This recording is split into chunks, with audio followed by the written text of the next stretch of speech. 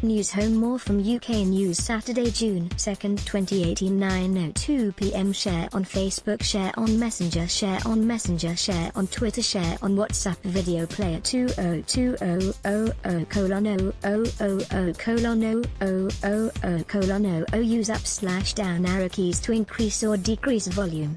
A senior medical official in Gaza has urged the international community not to stay silent and do more to protect civilians protesting at the border fence with Israel. His plea comes after a 21-year-old medic was shot dead by Israeli forces as she ran to treat injured protesters at the border fence, according to health workers at the scene. Israel says it is investigating.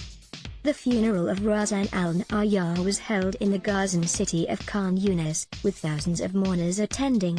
They came to retrieve her body from the hospital where she and her friends had cared for the injured of this increasingly bloody confrontation along the border between Israel and Gaza. Hundreds cried out as the body of Razan al-Nayar, wrapped in a Palestinian flag, was held aloft before being placed in an ambulance. Then there was a chaotic funeral cortege of dozens of ambulances, sirens blaring, minibuses, cars and motorcycles careering through the streets of the southern Gazan city of Khan Yunis. Thousands lined the streets, then followed as the funeral procession left the city streets for the countryside and diverted along the fence with Israel. A moment of symbolic defiance. A revealing of this dead woman to the Israeli positions 100 meters away.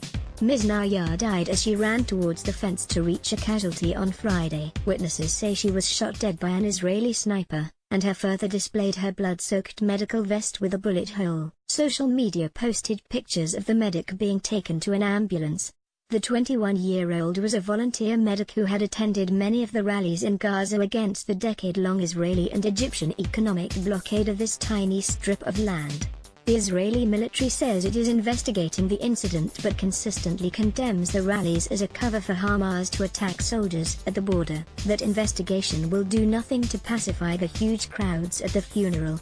Thousands of people crammed the streets and peered out of every window, balcony and rooftop near the mosque where final prayers were held. Outside, her medical friends stood together in grief, sobbing and holding each other. There is real anger that a medic was killed, with one of Gaza's most senior health officials condemning the targeting of medics and urging the international community to intervene.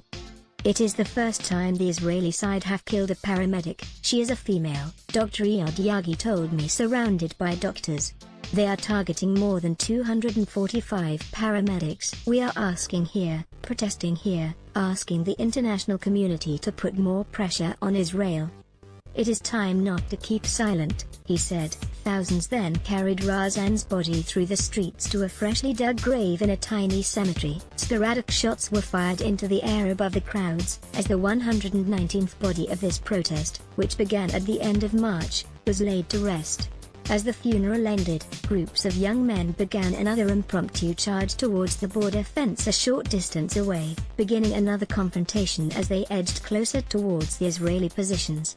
The defense force replied with volleys of tear gas in an effort to disperse the crowds of stone-throwing youngsters. Razan al-Nayar's last day started and ended with violence, but none of it perpetrated by her, a medic. Worse perhaps, her death will make no difference to the reality that even more violence is expected in the coming days.